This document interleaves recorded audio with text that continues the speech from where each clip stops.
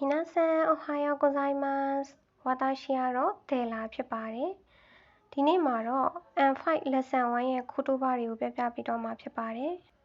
။私ကျွန်တော်ကျမあなたသင်ခမရှင်မင်းあの人あの方ဟိုလူဟိုပုဂ္ဂိုလ်စံဦးတော်ချမ်းမောင်မစန်းစိတ်ဆရာ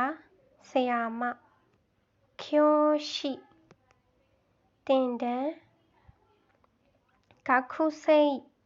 ကျောင်းသူကျောင်းသား开社員ကုမ္ပဏီဝန်ထမ်း社員ဝန်ထမ်း銀行員ဘဏ်ဝန်ထမ်း医者ဆရာဝန်研究者သုတေသန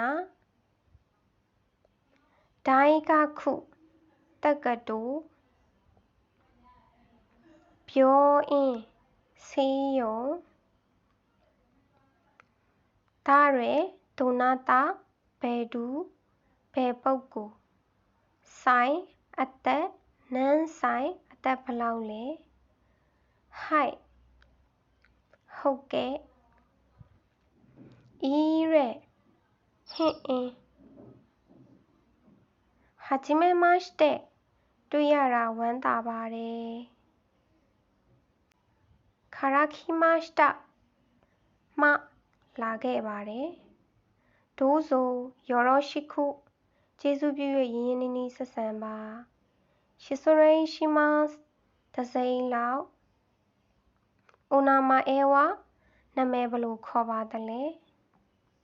こちらは何々さんですဒီဘက်ကတော့ဘယ်သူဖြစ်ပါတယ်アメリカအမေရိကイギリスအင်္ဂလန်インドအိန္ဒိယအင်ဒိုနီးရှားအင်ဒိုနီးရှားခန်းခိုခုကိုရီးယားထိုင်း